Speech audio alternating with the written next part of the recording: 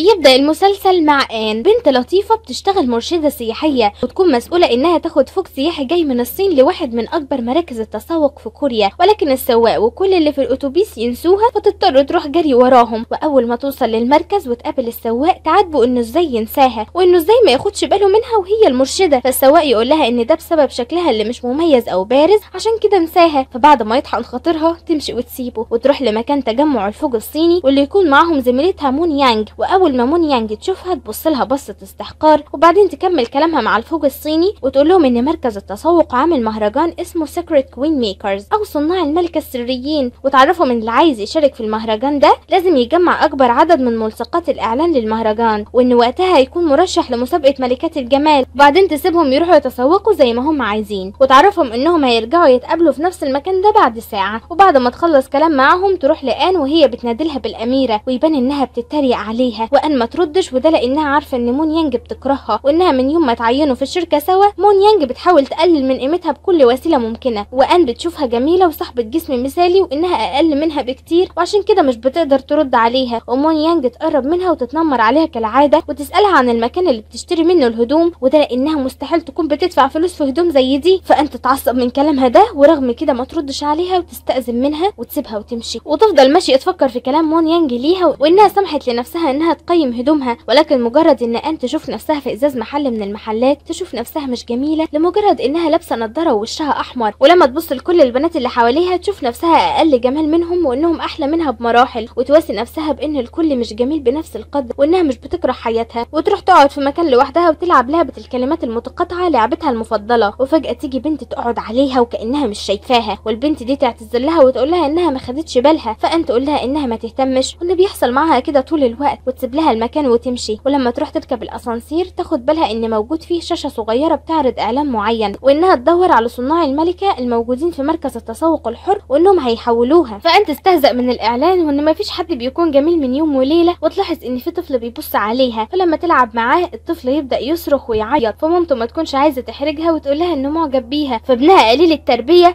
يقول لها انه مش بيعجب غير بالستات الجميله، فتتصدم آن وتحس بالاحراج خصوصا بعد ما تلاقي كل اللي واقفين في الاسانسير بيضحكوا عليها في السر. فمامة الطفل تعتذر لآن وتقول لها ان ابنها صريح ولكن تعدل كلامها وتقول لها ان ابنها لسه صغير، فآن تقول لها انها مش متضايقه رغم احراجها وزعلها وتخرج من الاسانسير وهي فقد الثقه تماما في نفسها وتحاول تخبي وشها من كل الناس. وفجاه وهي ماشيه تتخبط في شاب وسيم جدا من وجهه نظر الكوريين صراحه مش من وجهه نظري، المهم يطمن عليها ويعاملها حلو جدا وياخدها يقعدها في مكان ترتاح ويجيب لها كمان مشروب تشربه، ويلاقي انها بتعتذر له وتقول له انها اكيد خوفته ويكون قصدها انها خوفته من وشها، فالشاب ما يفهمش قصدها ايه ويطلع لها كارت وقعته منها ويكون خاص بصناع الملكه السريين. فأنت تقول له يخليه معاه لو هو عايز وانها مش محتاجاه، فيسالها ليه مش هتشارك في المهرجان فتقول له ان مفيش عندها فرصه تكسب وانها عارفه مكانتها كويس وانها مش هتضيع وقتها على حاجه تسبب لها احراج، فيتاثر الشاب جدا ويزعل عليها. وقبل ما يقول لها حاجه يجي الان مكالمه من واحده من الفوق الصيني اللي معاها تطلب منها مساعده، فأنت تضطر تقوم تروح لها وتستأذن من الشاب وتشكره على المشروب وتقوم تاخد شنطتها وتمشي، والشاب يفضل يبص عليها ويبان انها سابت له كارت صناع الملكه السريين بتاعها ليه. ولما أن توصل للسائحه الصينيه السائحه تعرفها ان الكارت بتاعها ضاع وانها قدرت تجمع فيه ملصقين، فأن تقول لها انها تقدر تكلم العاملين وتجمع لها الملصقين تاني لو معاها ايصالات الملصقات، فالسائحه تديها الايصالات. وأن لما تحاول تفتح الشنطه بتاعتها عشان تديها كارت جديد تلاقي ان الشنطه برقم سري وان دي مش شنطتها،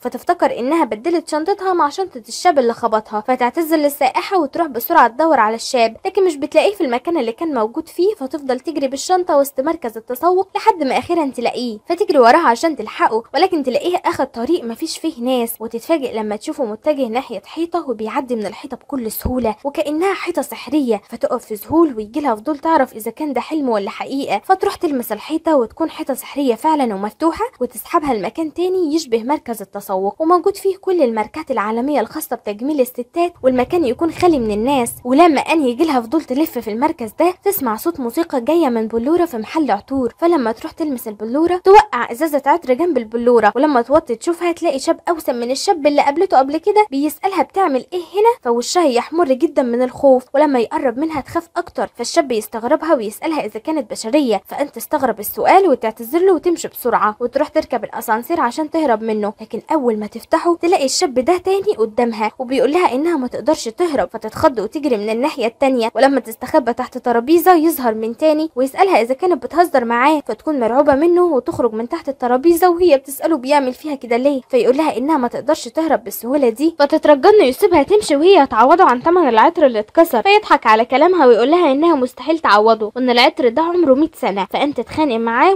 وتقول له انه كان المفروض يحطوه في متحف، فيستغربها ويسالها اذا كانت فعلا هي مش عارفه هي فين، فتقول له انها طبعا مش عارفه، وبعدين تسكت فتره وتفضل تبص له وتفكر وتساله اذا كانت ماتت، فالشاب يضحك عليها ويستغباها ويطلب منها انها تمشي وراه، فتروح وراه فعلا وتكون مقتنعه بفكرتها انها ميته وان الشاب ده حاسد ارواح، وتطلب منه يقول اسمها عشان تتاكد فعلا ان هي اللي هتموت مش حد تاني، وده لانها بتشوف في الافلام ساعات ان حاسدين الارواح بيتلخبطوا، فالشاب ما يردش عليها بعد ما يتاكد انها هطله وذكائها محدود، ويكمل طريقه وهي ما تكونش عايزه تروح وراه تاني وتفكر تهرب ولكن ما تكونش قادره تحرك رجليها لورا او تبعد، فالشاب ينده لها ويقول لها ان باين عليها انها مش ذكيه ويطلب منها تمشي بسرعه، فما تلاقيش حل غير انها تروح وراه، ولكن تساله اذا كان ملاك موت فعلا، فيطمنها ويقول لها انه مش ملاك موت وانما رسول الجمال، واثناء ما يكونوا ماشيين ان تساله اذا كانت شافته قبل كده وتشبهه بصوره عارض مشهور صورته متعلقه على الحيطه، فيسالها الشاب ليه كل البشر فاكرين ان اللي بيشوفوه هو كل حاجه، فان تقول له ان ده فعلا اللي بيحصل وده لانه لو وسيم الناس هتفكره لطيف وعنده شخصيه جميله، فيسالها ليه البشر بيقارنوا نفسهم ببعض وليه بيحكموا على الناس بمعايير متشابهه على الرغم ان لكل واحد فيهم معيار مختلف، وانه بيتصرفوا كأن الحكم على الاشخاص كأنه المغزى من الحياه وهو الهدف اللي عايشين عشانه، وان البشر متكبرين جدا، ويكمل كلامه ويقول لها ان البشر هم سبب رحيلهم عن العالم، ويكمل طريقه وهي تروح وراه، فيوصلوا سوا الأوضة مليانة بالمرايات السحرية، وأول ما أن تدخل وتشوف كل المرايات دي تخبي وشها، فالشاب يسألها واقفة كده ليه، فتقول له إنها مش بتحب تبص لنفسها في المراية، فيوجه الشاب واحدة من المرايات على آن، فأول ما تبص لها تلاقي نفسها اتنقلت لذكرى من ذكرياتها في الماضي في الوقت اللي كانت فيه في صف الرقص في المدرسة، ولما تلاقي نفسها قاعدة لوحدها تقفل على نفسها أوضة الرقص، قرر إنها تفتح دولاب الهدوم وتجرب فستان من الفساتين وتحط مكياج لنفسها ولكن شكلها ما يكونش أحسن حاجة، ورغم كده تبدأ ترقص باليه وهي مبسوطة ولكن ما تكونش محترفة وتقع على الأرض، في نفس الوقت يدخل عليها زميلاتها ويتريقوا على شكلها وعلى رقصها ويفضلوا يضحكوا عليها، ومن وقتها آن بتكره إنها تبص لنفسها في المراية، وده لأنها في كل مرة بتفتكر نظرة زميلاتها ليها وضحكهم عليها، ولما ترجع آن للواقع تسأل الشاب اللي معاها على اللي حصل، فيقول لها إن المراية اللي موجودة في الأوضة دي بتوريهم اللحظات اللي مش عايزين يفتكروها، ويقول لها إنها أكيد شافت أكتر لحظة خافت منها، فآن تقول له إن الناس بيبصوا في المراية عشان يجملوا نفسهم، ولكنها لما بتبص في المراية بتشوف شخص عمره ما هيكون جميل، فالشاب يزعل لما يسمع كلامها المليان بالإحباط والاستسلام، فيلف مراية موجودة قدامه بسرعة لحد ما أن تلاقي نفسها رجعت لأول مكان كانت راحت فيه لما وقعت إزازة العطر، ولما تسأله إذا كان هو ده المكان فعلا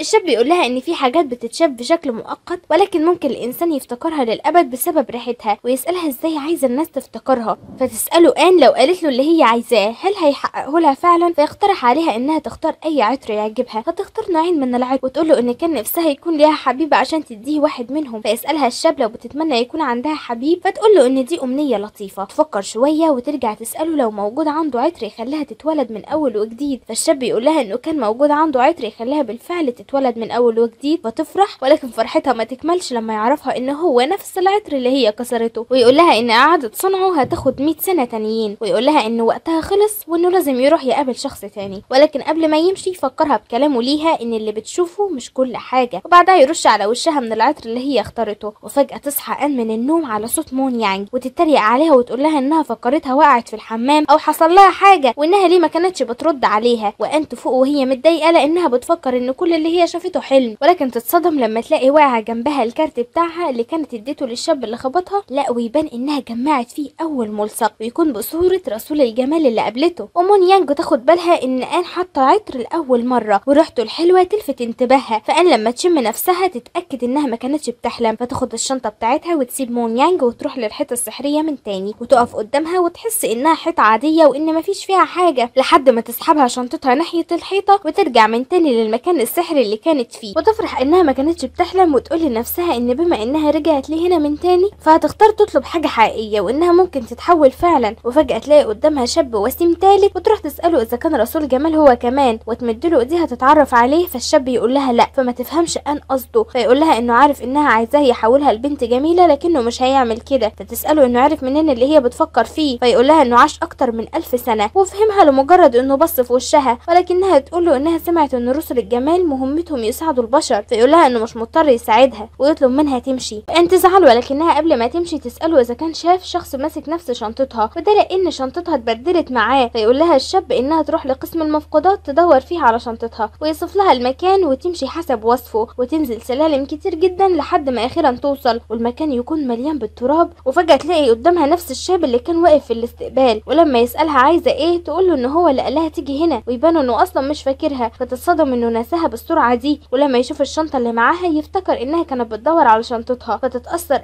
قوي وتزعل وتتكلم مع نفسها انه افتكر شنطتها وما افتكرهاش هي. ويقطع تفكيرها الشاب وهو بيطلب منها تيجي وراه، ويخليها تدور بنفسها على شنطتها المفقودة، وتلاقي ان كل المفقودات قديمة جدا، وتسأله عن مدة احتفاظهم بالمفقودات دي، فيقول لها انهم للاسف مش بيحتفظوا بيها اكتر من 100 سنة. فتتصدم وتسأله عن اخر حاجة وصلت له، فيشاور لها الشاب على صندوق قديم، وقبل ما ينطق ويطلب منها ما تفتحوش تفتحه، ويطلع من الصندوق حمام، فتخاف وتقع على الارض ويقع فوقها حاجات كتير فهدومها تتملى تراب. فالشاب ده كمان يستغباها ويديها جهاز ويطلب منها تروح الحمام تنظف وشها بيه، وان تسمع كلامه وتروح فعلا تنظف نفسها، وتلاقي فستان قديم جدا فتلبسه. فالشاب اول ما يشوفها بيه يقول لها ان شكلها سيء جدا، فيجرحها وتزعل وتقرر انها ترجع تغير وتلبس هدومها من تاني. فترجع للأوضة اللي كانت فيها، وفجأة تلاقي نفسها في ذكرى من ذكرياتها في الماضي أيام المدرسة لما كانت في أوضة الدراسة بتاعتها، وتلاقي المكتب بتاعها ويكون عليه ورقة من واحد زميلها في المدرسة بيطلب منها تيجي تقابله في الحديقة. ولما تروح تشوف أن نفسها وهي لسه صغيرة، وتكون واقفة مع زميلها اللي كان كاتب لها الورقة، ويعرف إنه معجب بها جدا. فلما أن تستغرب وتسأله اشمعنى هي، يقول لها لأنه بيشوفها جميلة، ويطلب منها إنها توعده. فيظهر الفرحة والكسوف على وش آن، وتوافق على طول وتبصله بنظرة كلها حب. وفجأة يظهر باقي زمايلها في المدرسة وهم بيتريقوا عليها، ويطلع انهم عاملين رهان على المدة اللي آن هتوافق فيها على المواعدة، والطالب اللي كان بيعرض عليها الحب يزقها بعيد عنه ويمشي مع اصحابه بعد ما كسروها واستهانوا بمشاعرها. وآن تشوف نفسها وهي مصدومة وبتعيط ومجروحة، فتزعل على نفسها وترجع تاني من الباب اللي خرجت منه، وتسأل الشاب على المكان اللي كانت فيه، فيقول لها في المكان اللي بتخزن فيه اشيائها المفقودة، ويسألها اذا كانت لقت اللي بتدور عليه. ولما تسأله ايه هو، يقول لها انها المفروض تدور على وقتها الضايع، فما تفهمش قصده وتقول له انها هنا عشان تدور على شنطتها مش اكتر. فيقول لها انه قابل زيها كتير كلهم بيغلطوا وبيندموا وبيكونوا عايزين يرجعوا بالزمن عشان يصلحوا اخطائهم، ورغم انهم ندمانين الا انهم مش بيطوروا من نفسهم ولا بيصلحوا اخطائهم في المستقبل. فانت تضايق منه وتقول له انه مش بشري عشان كده ما يحكمش على البشر، وان من الصعب عليهم يعيشوا في الحياة لانها مش بتمشي زي ما هم عايزينها، وانهم كل يوم بيحاولوا ينجوا بنفسهم. فالشاب يقول لها انها مش بتحاول تنجو بنفسها، وده لانه مش شايفها بتحاول انها تبقى جميلة واستسلمت لكلام الناس وخلاص. فانت تقول له انها عايزة تبقى جميلة ولكنها مش عارفة تبدأ منين وازاي. فالشاب يعرفها انه هيساعدها وياخدها على اول مكان كانوا فيه ويقلعها نضارتها ويحط لها مكياج، وبعد شوية يخليها تبص على نفسها في المراية فتنبهر وتحس انها اتغيرت، مع اني مش شايفة اي تغير وانها زي ما هي ولكن من غير النضارة وخدودها الحمراء، ولكنها بتشوف نفسها جميلة لأول مرة زي باقي البنات وما تكونش مصدقة نفسها. ولما تبص وراها عشان تشكر الشاب تلاقيه انه اختفى، فتفضل تدور عليه عشان تشكره لكن مش بتلاقيه. وقبل ما تمشي من المكان ده تسمع صوت انذار، وفجأة تلاقي 4 شباب جايين ناحيتها وكأنهم عايزين يقبضوا عليها، فتخاف وتطلع تجري لحد ما تلاقي قدامها شاب وسيم رابع ويقبض عليها ويخليها تدخل لأوضة التحقيقات، ويكون في ناس بتراقبها وهي تكون مرعوبة لحد ما المحقق الوسيم يجي لها ويقعد معاها ويسألها عن اسمها، فقال ما تردش عليه وتسأله عملت ايه عشان يتقبض عليها. ولما تفكر شوية مع نفسها تفتكر ازازة العطر اللي كسرتها، فتفهم انهم قبضوا عليها بسببها، فتندم انها رجعت للمكان ده مرة تانية وتطلب محامي، فيتريق عليها المحقق ويعرفها ان قوانين البشر مش بتمشي في العالم اللي هما فيه، وان بعد ما يتم استجوابها هيدوها ملخص الحكم، وان اللي هيحكم عليها هو رئيسهم. فتتخيل انها قاعدة قدام شخص بيحكم عليها بالموت وبيطلع السيف وبيقتلها بيه، فتفوق أن من خيالها وتترجى المحقق يساعدها وانها تنفذ كل اللي يأمرها بيه، فيطلب منها تعترف بسرقتها للمجوهرات، فما تفهمش مجوهرات ايه وتعترف انها سرقت ازازة العطر ولكنها ما تعرفش حاجة عن مجوهرات. فيقول لها انه هيتأكد من كلامها وياخدها معاه لمحل المجوهرات اللي اتعرض للسرقة، فأن تقول له ان دي اول مرة ليها هنا. فيقول لها ان السرقة تمت اثناء تصليح كاميرات المراقبة بتاعة المحل، ويتهمها انها اختارت الوقت اللي كانت الكاميرات بتتصلح فيه عشان تسرق، ويثبت لها كلامه بانه شافها في كاميرات تانية بانها جت للمركز مرتين، مرة تخطط فيها للسرقة والمرة التانية عشان تنفذ خطتها. فتقول له انها رجعت لان شنطتها اتبدلت مع واحد فكانت عايزة ترجع شنطتها، فالمحقق يتهمها انها سرقت شنطة حد تاني وانها اكيد متعودة على السرقة، فيعصبها وتفضل تنكر ولكنه ما يسمعهاش ويستدعوا الشاهد اللي كان في المحل. واول ما يشوف ان وهي في ايديها الكلبشات يعترف عليها ان هي اللي سرقت المجوهرات، ويقول المحقق انه فاكرها كويس وانه كان في المحل وقتها بيشتري خاتم لحبيبته، وهي دخلت عليهم وخرجت لبنة من بقها وطلبت من الموظفة اللي شغالة في المحل انها ترميها لها،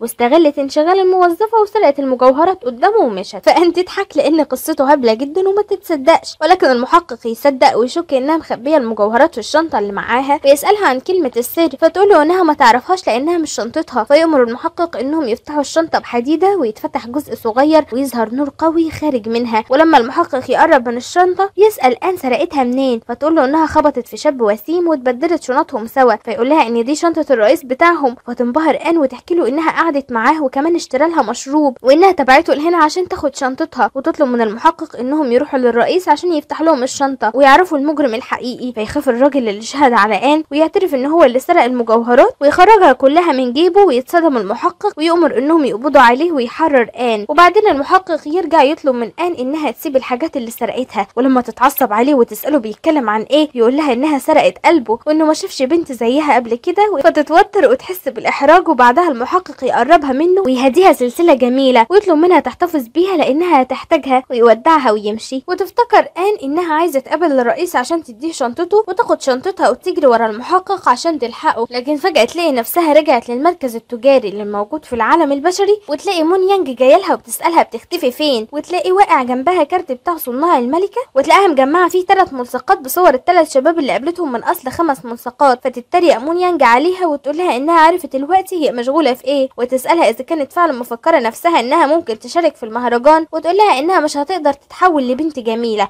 وانها من الاسهل ليها تتولد من جديد، فانت تعصب عليها وتاخد الكارت من ايديها وتطلب منها تهتم بنفسها وبس وتمشي وتسيبها وتروح على الحمام، وفجاه يجيلها رساله على الموبايل من شات جماعي بينها وبين زمايلها في الشغل، ومون يانج تكون بتتريق عليها وبتعرف باقي زمايلها ان انا عايزه تشارك في المهرجان، فانت تلاقي ان باقي زمايلها هم كمان بيقولوا انهم لازم يوقفوها وانهم مش فاهمين هي جايبه الثقه دي منين، ويتفقوا انهم ما يقولوش ان ان بتشتغل معاهم عشان سمعتهم ما تتدمرش، فان ترجع تتجرح من تاني بعد ما كانت سعيده بهديه المحقق ليها، وتقول لنفسها ان كل اللي حصل معاها ده بسبب الشنطه وان هي اللي خلتها تعيش حلم مش حقيقي، وتقلع السلسله من رقبتها وتكون هترميها، لكن قبل ما تعمل كده شاب وسيم خامس يمسك ايديها ويقول لها انه محتاج لها ويشدها ياخدها معاه ناحيه الحيطه السحريه ويطلب منها انها تيجي معاه، فان ترفض وتقول له انها عايزه تعيش حياتها زي ما هي، فيترجاها ويقول لها انه محتاجها، وفجاه ان تشوف قدامها مون يانج وبتبص لها، فتقرر انها تروح معاه وتعدي من الحيطه السحريه مع الشاب قدام عين مون يانج اللي ما تصدقش عينيها، وان تلاحظ ان المكان السحري بقى ضلمه ومتغير كتير عن الاول، وتلاقي ان الشاب اللي معاها بياخدها ويستخبوا، وده بعد ما شاف 4 رجاله ملثمين جايين عليهم، واول ما الملثمين يمشوا يخرج هو وان من المكان اللي هم مستخبيين فيه عشان يروحوا على مكان تاني، ولكن الكوتش بتاعها يتخلع منها، ولما تروح تجيبه الملثمين يشوفوها ويجوا عليها، فالشاب الوسيم يجري عليها ويرفع الجاكيت بتاعه قدامه ويختفوا هما الاتنين ويروحوا على مكان تاني، ولما ان تساله مين دول يقول لها ان دول رسل الشر وقدروا يدخلوا على المكان بتاعهم بسبب ان الجدار اللي صنعوه عشان يستخبوا منه بقى ضعيف، وان قوتهم كمان بتقل، وده بعد ما الانسان اللي هما بيحاولوا يساعدوه يبطل يثق فيهم، فتفهم ان انها السبب بعد ما فقدت الثقه فيهم، فالشاب يقول لها انه محتاجها عشان كده، ولما يجي ياخدها عشان يمشوا يفتكر انها مش لابسه الكوتش بتاعها، فيختار لها اكتر من جزمه بكعب عالي من المحل اللي هما موجودين فيه، ولما يطلب منها تختار واحد منهم تلبسه ان ترفض وتقول له ان رجليها قبيحه وان النوع ده من الجزم مش مناسب ليها، فيحصل رجه قويه في المكان بسبب عدم ثقه ان في نفسها وعدم ثقتها في رسول الجمال، فيقول لها ان كل ما بيزيد خوفها كل ما بتزيد قوه رسل الشر، فان تعتذر له وتقول له انها مش هتقدر تساعده، فيترجي المكان من تاني، فرسول الجمال يروح عشان يشوف اللي بيحصل، فان تكون خايفه تفضل لوحدها، فهو يوعدها انه هيحميها مهما يحصل، فان تحس بالذنب وتقرر تثق فيه وتلبس واحده من الجزم اللي اختارها وتفتكره وهو بيترجاها وبيطلب مساعدتها، فتقرر تقوم تساعده، ولكنها بتشوف واحد من الملثمين وهو بيعدي من السلم، وان من خوفها تعمل صوت بشنطتها، فالملثمين يسمعوها ويجروا وراها، ولكن رسول الجمال بيجي عند اخر لحظه وينقذها، فان تفرح وتطمن لدرجه انها تحضنه، وبعد كده ياخدها على مكان تاني ويقف قدام باب مقفول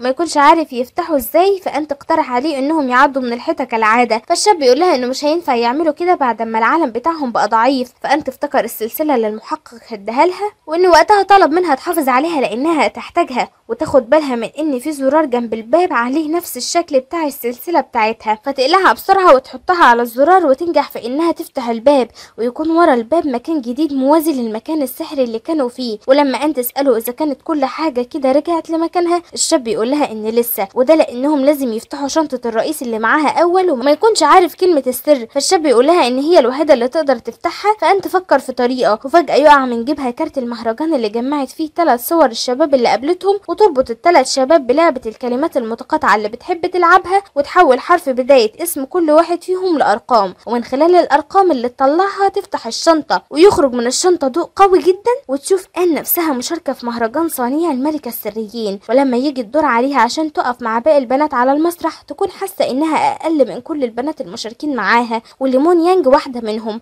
وتكون حاسه بالاحراج من شكلها. ولما مقدم الحفله يقرا الطلب اللي هي قدمته ليهم عشان تشارك في المسابقه، يلاقي مكتوب فيها حروف وبس. ولما يسالها عن معنى الحروف دي، مون يانج ترد هي بدلها وتقول لمقدم الحفله ان معنى الحروف ان هي عايزه تكون اميره هي كمان، وتضحك كل الناس عليها. والمقدم يعرفهم ان لازم يتعرض صوره لكل المتسابقات من غير مكياج، وتتعرض صوره الان قديمه من ايام ما كانت في المدرسه. فالكل يتريق عليها ويفضلوا يضحكوا، فتنهار ان وتكون حاسه باحراج شديد، وتفضل تتحرك بظهرها لحد ما تقع من على المسرح اللي هي واقفه عليه. فيتجمع كل الجمهور حواليها ويصوروها ويضحكوا عليها. فان تفضل تصرخ، ولكن فجاه تصحى ان مفزوعه من النوم، وتلاقي نفسها قاعده في اتوبيس الشركه، وترجع من تاني لمركز التسوق، وتفكر كل اللي مرت بيه ده كان حلم، وتتاكد لما تلاقي كارت المسابقه اللي في جيبها من غير ولا ملصق واحد، ويبان عليها رغم كده الزعل. وفجاه يجيلها رساله على موبايلها ان تم قبولها في المسابقه، فتستغرب، وده لانها ما قدمتش فيها من الاساس. ومون يانج تجيلها وهي سرحانه وتسالها لو كانت جات لها رساله القبول، وتعرفها انها قدمت لها في المسابقه معاها، وتطلب منها ما تشكرهاش دلوقتي، وانها من غيرها ما كانتش هتعرف تحصل على فرصه زي دي. فانت تضايق من رخامه مون يانج وتدخلها في حياتها بشكل مستمر. فمون يانج تقول لها انها تستناها في المسابقه بكره، وتأمرها انها ما تهربش وتمشي. وتاني يوم يجي ميعاد المسابقة، وكل المتسابقات يبدأوا يجهزوا نفسهم، ونروح لآن وتكون قاعدة لوحدها في حديقة عامة، وتفضل تبص على الساعة، ويكون خلاص ما عادش حاجة على المسابقة وهتبدأ. فآن ترجع تفكر في كلام رسل الجمال ال4 ليها، وإن كل واحد فيهم كان بيشجعها بطريقة مختلفة، فتستجمع شجاعتها وتقوم تجري بسرعة على مكان المسابقة، وتدخل مركز التسوق، وتروح لمكان بيبيعوا فيه مكياج وأدوات تجميل، وتطلب من العاملة إنها تساعدها وتعملها مكياج، وتلبس هدوم مختلفة عن النوع اللي هي متعودة تلبسه. واثناء ما تكون رايحه ناحيه مكان المسابقه، تشوف الرئيس اللي خبطته اول مره وبدلوا شنطهم سوا، وتقرب منه وتكون مكسوفه انها تروح تبدا الكلام معاه، ولكنه هو اللي يكلمها ويسالها عملت ايه في رحلتها. فان تفرح لانها بكده ما كانتش بتتخيل او بتحلم، وان كل اللي حصل لها كان حقيقه، وانها قابلت فعلا رسل الجمال. فيقول لها انها لازم تروح بسرعه على المسابقه قبل ما تخلص، فتشكره على كل حاجه عملها لها وتمشي. ولكن يوقفها ويهديها سلسله جميله جدا، لا ويلبسها لها كمان، ويقول لها في حنيه ان مفيش جوهرة بتلمع أكتر منها، وإنها تخلص من شكوكها وتثق في نفسها. ونروح على المسابقة وتكون لسه في بدايتها، وأن تطل عليهم وهي لابسة فستان أبيض، ويكون شكلها جميل ومتغير تماما، ووشها كله براءة، والجمهور ينبهر بجمالها، ومون يانج تتصدم أول ما تشوفها. ولما أن تطلع على المسرح، كل المتسابقات تبعد عشان يسيبوا لها مكان تقف، وأثناء ما يكونوا بيبعدوا يزقوا مون يانج اللي بتكون واقفة على هامش المسرح فيوقعوها. فأن تشوف نفس المشهد اللي شافته في أحلامها، ولكن المرة دي المون يانج، والناس يضحكوا عليها ويبداوا يصوروها. فان تنزل بسرعه عشان تساعدها، ولما مون يانج تخرج من المسابقه تكون مش قادره تمشي، فان تجري عليها وتكون عايزه توديها للدكتور، ولكن مون يانج تتعامل معاها بوقاحه وتبعدها عنها، وتقول لها انها ما تديش قيمه لنفسها بعد ما شكلها اتغير. فان تسالها عن سبب كرهها ليها، فمون يانج تقول لها انها كانت زمان 88 كيلو، وكل الناس كانوا بيتنمروا عليها، وانها شبهها في الماضي، وانها قررت تتغير لما لقت ان الناس قاسيه عليها لمجرد ان وزنها زايد، وان الحياه ما كانتش سهله بالنسبه لها هي كمان، وانها بتكرهها عشان بتفكرها بنفسها، وانها بتتنمر عليها عشان تحس هي كمان بمشاعر المتنمرين وكأنها واحدة منهم. ولما مون يانج تمشي، أن تروح تساعدها رغم كل الكلام اللي مون قالته، ومون تقبل مساعدتها ويبان انها تتغير وهترجع لنفسها الطيبة من تاني. ويعدي ايام وان حياتها تتغير بعد ما كسبت في المسابقة وشغلها يتحسن وما يكونش في حد بيتجاهلها او ينساها من تاني، وتكون اخده فوج من السياح لجولة تانية لمركز التسوق، وتاخد بالها ان في بنت صغيرة من ضمن الفوج قاعدة لوحدها بعيدة عن الكل وبتشبهها زمان. فأن تشوف نفسها القديمة فيها، وفي مركز التسوق توزع أن ملصقات المهرجان على الزوار، ومن ضمنهم البنت الوحيدة، وأن تحدد لها مكان تروحه بعد ما تخلص تسوق، وتقول لها ان في المكان ده هتلاقي مفاجأة ليها. فتفرح البنت وتقرر انها تروح. ولما أن تكون بتتمشى في مركز التسوق، يشوفها شاب أوسم من رسل الجمال، ويبان عليه كمان انه جان وغني، واول ما يشوفها يفضل يبص عليها، ولما تمشي يروح وراها، ولكنه يلاقيها اختفت لحد ما تطلع مرة واحدة من وراه وتكون مفكرة شاب منحرف وتسأله عايز ايه منها، وتكون خايفة منه لانها لاحظت انه ماشي وراها. فيجي الحراس الخاصين بيه ويسألوه لو في مشكلة، وان تفهم من كلامه مع الحراس انه مدير المركز، والمدير يخلي حراسه يمشوا ويقول لهم انه بيتكلم مع صاحبته. فان تسأله يعرفها منين، ولما تدقق في ملامحه تفتكر انه اسمه سيهون وانه زميلها ايام زمان، ولكن ما تقدرش تعرفه بسبب شكله اللي اتغير. وهو يقول لها ان هي كمان شكلها اتغير عن الكام يوم اللي فاتوا، ما شافتوش من زمان. وتسأله شافها فين، فيقول لها انهم من كام يوم خبطوا في بعض واتبدلت شنطهم سوا، وانه فضل يدور عليها كتير، وانه لما شافها دلوقتي ما قدرش يتعرف عليها بسهوله بعد ما اتغير شكلها. فانت تستغرب وتفهم ان سيهون هو نفسه الرئيس في عالم الجمال. وبعدها سيهون يعترف لها انه كان معجب بيها من زمان، ولكنه ما قدرش يعترف لها، ولكن بعد ما لقاها دلوقتي مش هيسيبها تفلت من ايده تاني. فان تفرح وتكون ان بنت المحظوظه لقت الجمال والحب اللي كانت بتدور عليهم. وقبل ما ينتهي المسلسل تظهر البنت الصغيره الوحيده وهي رايحه للمكان اللي ان قالت لها عليه، وهناك تلاقي شنطه الرئيس، فتقف جنبها وما تكونش فاهمه فين المفاجاه، ولكن تلاقي الشنطه بتتجه ناحيه الحيطه، فتمسكها البنت من غير ما تفكر، فالشنطه تسحبها ناحيه الحيطه السحريه، ونفهم ان عالمها هيبدا يتغير. وده لان ان قررت تساعدها بدل ما تكرهها وتتنمر عليها. وبس كده احب انهي مع فراولات الامارات اللي بيكتبوا لي احلى كومنتات في الدنيا. وقبل ما انهي اتمنى من كل قلبي تعيشوا قصه حبكم في الحياه، تتقابلوا مع ابطال وبطلات احلامكم. بحبكم جدا، سلام.